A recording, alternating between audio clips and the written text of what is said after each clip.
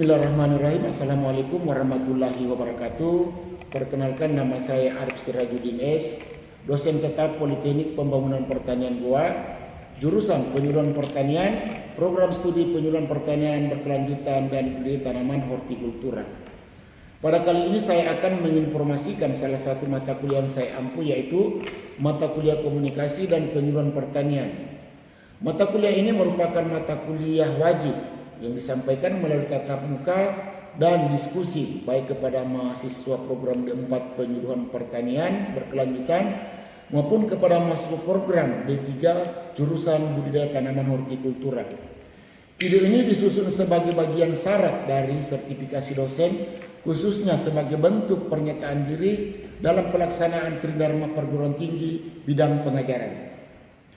Mata kuliah Komunikasi dan Penyuluhan Pertanian mempunyai beban SKS 3, terdiri dari 1 SKS teori dan 2 SKS praktek. Mata kuliah ini diperuntukkan bagi mahasiswa semester 2 dan semester 5 dengan menggunakan bahasa Indonesia sebagai bahasa pengantar dalam proses pembelajaran. Tujuan utama mata kuliah ini adalah untuk memberikan wawasan kepada mahasiswa dengan pemahaman konseptual dan keterampilan aplikatif dalam bidang penyuluhan pertanian. Dalam mata kuliah ini, capaian pembelajaran yang ingin dicapai adalah 1. Aspek sikap, yaitu bertanggung jawab atas pekerjaan di bidang keahliannya secara mandiri dan menginternalisasi semangat kemandirian, kejuangan, dan kewirausahaan. 2. Aspek pengetahuan, yaitu menguasai konsep teoritis komunikasi dan penyuluhan pertanian dalam memfasilitasi petani untuk mengakses sumber informasi, teknologi, permodalan, dan pasar. Menguasai konsep teoritis yang mendasari pelaksanaan kegiatan penyuluhan dengan berbagai media dan metode komunikasi penyuluhan yang telah direncanakan sesuai dengan prinsip-prinsip penyuluhan. 3. Aspek keterampilan, mampu bekerja sama, berkomunikasi, dan berinovasi dalam pekerjaannya.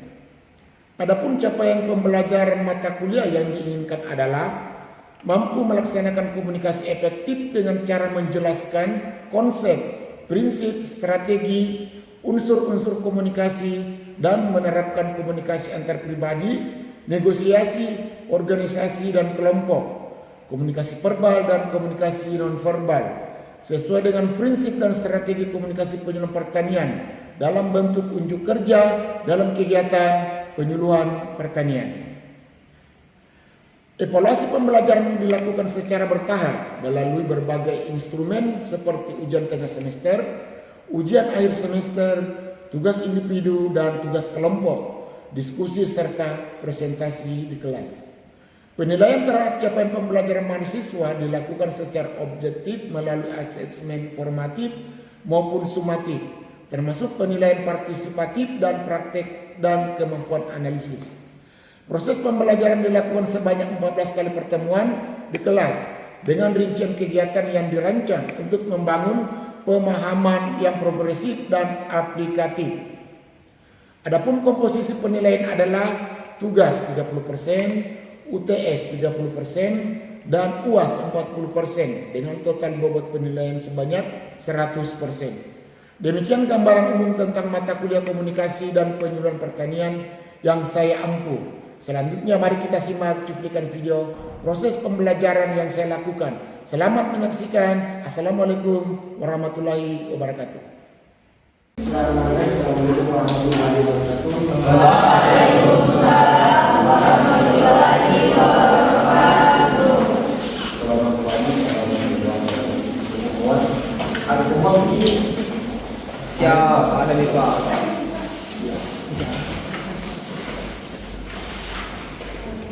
Saya Pak Imam yang 9 atau 10. Ini sudah tidak?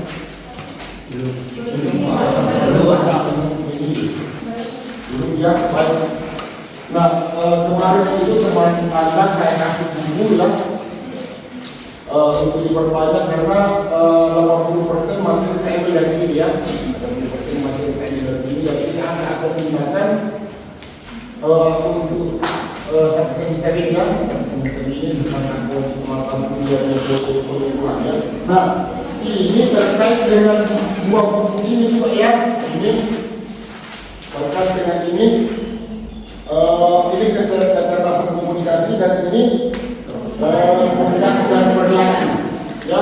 Nah, kalau ini Anda baca tiga gabung dengan ini enak ya. Jadi lihat temannya ya, jangan lihat temannya. Memang begitu buku ya. Baik, saya akan masuk di dasar pertimbangan. Nah, untuk presentasi ini siap saja kemungkinan kita nanti presentasi di akhir-akhir. Habiskan dulu materi untuk teori. Setelah itu kita presentasi ya. Nah, kita akan mulai kemarin satu pertemuan yang pertama. Kita masuk di buku kedua dasar pertimbangan pemilihan metode. Nah, di dalam pemilihan metode kedua ya, tidak serta-merta kita memilih menentukan satu metode, tetapi ada dasar-dasar yang harus kita ketahui dulu sebelum kita menetapkan ya suatu metode yang cocok untuk proses kejuruan. Nah, yang pertama yang harus kita perhatikan yaitu karakteristik sasaran ya. Saya sudah jelaskan minggu lalu di ruangan sana bahwa karakteristik itu adalah ciri-ciri atau sifat yang melekat pada manusia yang bisa diukur ya. Nah, apanya yang bisa diukur ya? Ini karakteristik pertama adalah tingkat pendidikan, menentukan tingkat pendidikan daripada sasaran kita. Ya, kita kelompokkan di kecamatan SD, di kecamatan SMP, di kecamatan SMA. Karena di setiap metode itu pasti berbeda ya, berbeda metodenya. Kemudian sikapnya dan keterampilannya. Tidak mungkin Anda tahu antara yang terampil dengan yang tidak terampil. Ya. Kemudian keadaan sosial dan budaya sasaran. Ya, keadaan sosial itu mengacu kepada budaya-budaya atau kebiasaan-kebiasaan yang dianut oleh petani atau sasaran utama, dan sosialnya bagaimana sosial mereka, apakah mereka senang berkelompok atau tidak ya.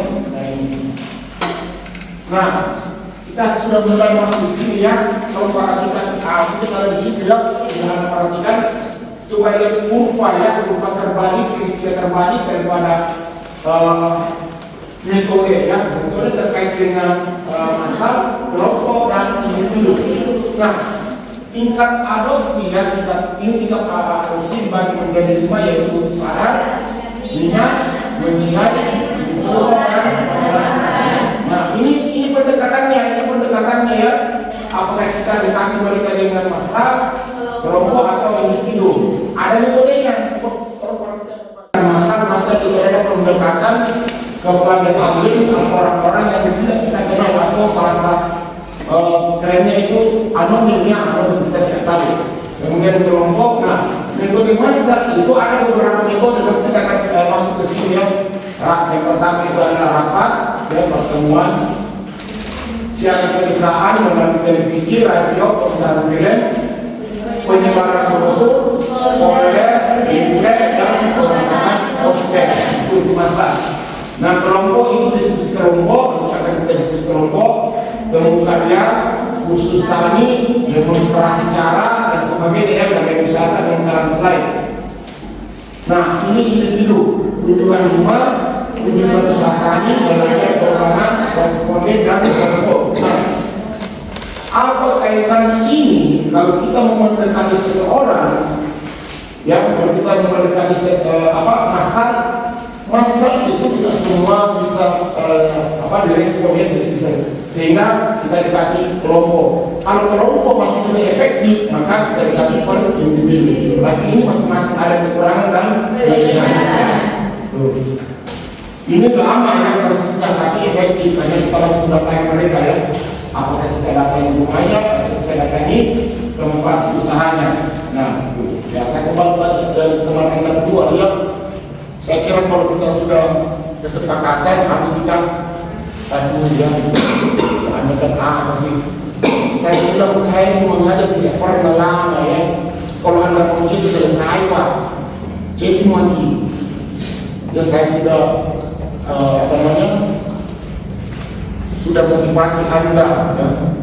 Anda sudah sekarang tentang ini bagaimana belajarmu yang perlu ditingkatkan.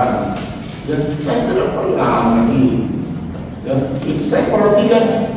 Kayaknya tidak sempat, tidak ambil. Makanya kalau kita perjanjian, saya bilang kalau kita Anda tidak sepakat dengan apa yang kita sepakati itu silakan angkat tangan. Ya, tapi katanya sepakat sebenarnya. Ya, itu Anda kalau tidak dikerasi begitu ya. Tapi bukan itu bukan kekerasan itu sebenarnya yang Anda pelajari. Kenapa para teman selalu mengajari Anda pakai masker? Jangan lihat maskernya, jangan lihat hukumannya barang, tapi lihat bagaimana Anda menjadi disiplin dengan pakai masker. Secara tidak sengaja Anda akan belajar disiplin pakai masker. Ini masker. Anda secara umumnya itu diajari untuk disiplin ke semuanya. Ya. Masa begitu ya? Apa sih yang penting sekali? Kalau memang penting, saya tidak ya. Kalau memang ada telepon dari orang tua, SMS dari orang tua atau apa, sementara kuliah, angkat aja saja Pak. Ada telepon orang tua, saya angkat dulu tuh. Anda saya persilakan. Kalau ada sementara saya bicara di depan, ini diangkat. Ya. Saya kira saya sudah 1 tahun ya di mata kuliah dasar-dasar dan komunikasi itu sangat menghargai saya, sehingga saya memberikan ini kepada Anda.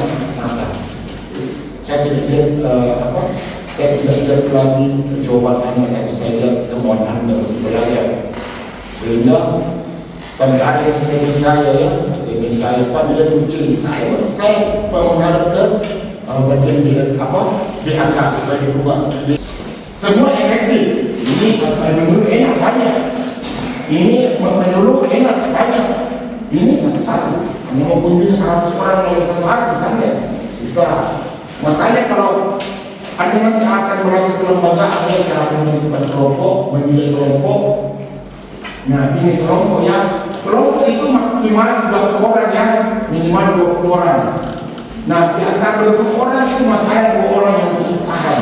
Tetapi apakah Anda datang ke rumahnya? Datang ke rumahnya, lihat dulu jam berapa dia ada di rumah. Ya. Apa aktivitasnya setelah salat maghrib? Apa aktivitasnya setelah salat isya? Kunjungan usaha kami, jam berapa dia istirahat? Kalau di usaha lainnya, belajar peperangan, koresponden dan telepon sekarang ya. Tapi ini konsep teroris kita berkenaan ya, dibanding dengan yang lain. Nah, kalau untuk efektifnya, ini sebenarnya yang paling efektif. Kelompok massa. Ya. Nah, tapi serba salah juga ya. Petani itu dikatakan kurang lebih sekarang 26 juta petani itu kepemilikan lahan sawahnya masuk dalam 25 hektar. Nah, kalau dia alami seperti yang saya jelaskan tadi itu sedikit. Bukan alami ya, bukan. Pertanian organik, yang kan beda organik dengan alami. Ya, kalau alami tanpa campur tangan, kita serahkan semua ke alam. Ya, Anda setelah tanam dan turun air, ya, bagaimana berdoa ini mesti alami. Karena ada yang bertanam dan bertanam. Kalau pertanian organik masyarakat bertanam ya.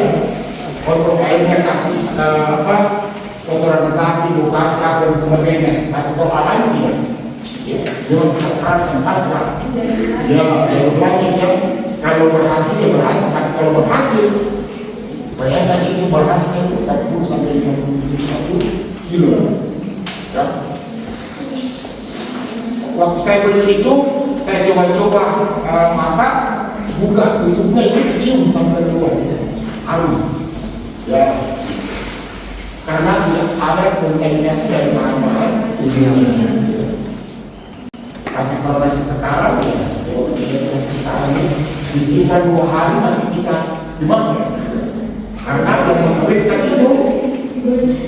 mengawetkan itu, adalah bisnis kita. Bayangkan itu mikrowatt tidak mau masuk ya, tidak mau masuk ke nasi, nggak mau. Kenapa? Takut. Ya, apalagi buah-buah itu ya, buah-buah apel yang dari luar itu.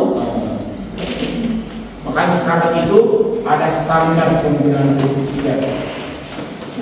Tidak boleh. Kalau Anda mau masuk di supermarket, hati-hati.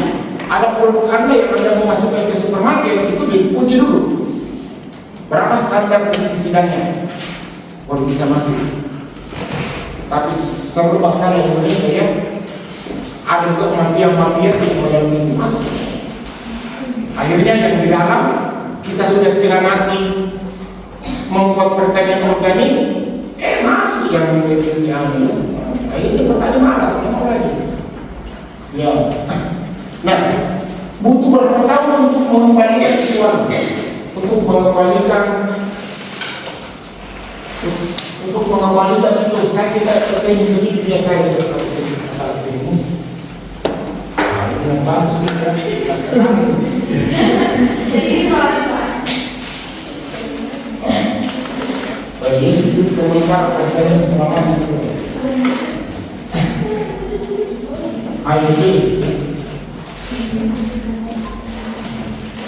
Itu pestisida yang terakumulasi di dalam tanaman pertanian. Misalnya apa yang panas-panasnya? Apa ya?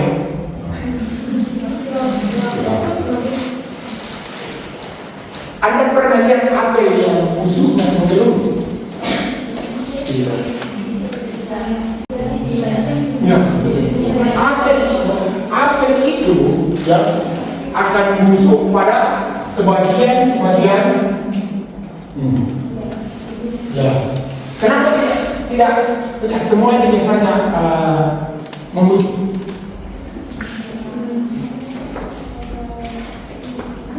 Ya. Ini sifatnya mikroba itu ya, bakteri pembusuk, dia akan membusukkan dulu bagian-bagian tertentu ya, bagian-bagian tertentu. Kenapa? Kenapa tidak langsung? Karena sebagian produk-produk kita itu sudah terkontaminasi dengan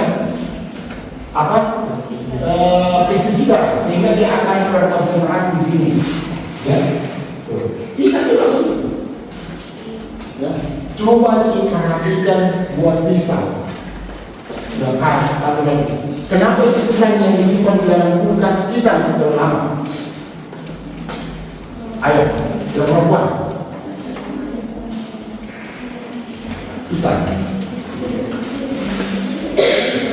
Karena punya pisang itu di dalam kulkas kita, toh? Ya, saya bilang sebentar.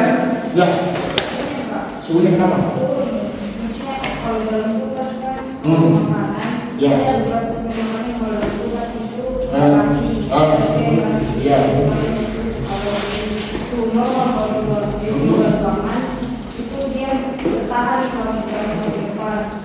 Kalau dalam kulkas kan Ya. Pisang yang ada di dalam kulkas, pisang itu mengandung air berapa persen? Pisang itu 80-90% mengandung air. Apa sifatnya kulkas? Menyisap atau apa? Menyisap.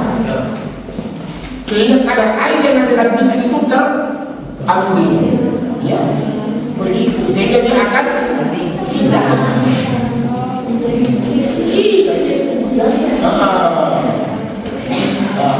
Kenapa kalau Anda memupuk tanaman pada saat tidak ada air, tanahnya kering, mati tanamannya? Ada yang pernah memupuk, kenapa mati tanamanmu? Sudah memupuk. Ada pernah coba-coba? Pernah ya? Pernah. Mati. Kenapa itu? Contohnya nitrogen. Untuk proses penguraian itu membutuhkan air. Tidak ada air di sekitarnya, maka air yang ada pada tanaman itu yang mati tanaman. Makanya jangan sekali-sekali mengukur kalau daerah sekitarnya atau kurang air. Bukan malah subuh, tapi malah dibandingkan sama Anda. Ya, kita lanjut lagi. Paham ya? Ya, ada lagi. Ya, saya tidak lagi sebentar lagi satu orang. Apa pula lagi setelah ini? Jam? Biasanya siang itu ya? Siapa? Banyak bertanya sama Ibu Ismail. Ya, disuruh ke tanaman itu mempelajari bagian-bagian tanaman.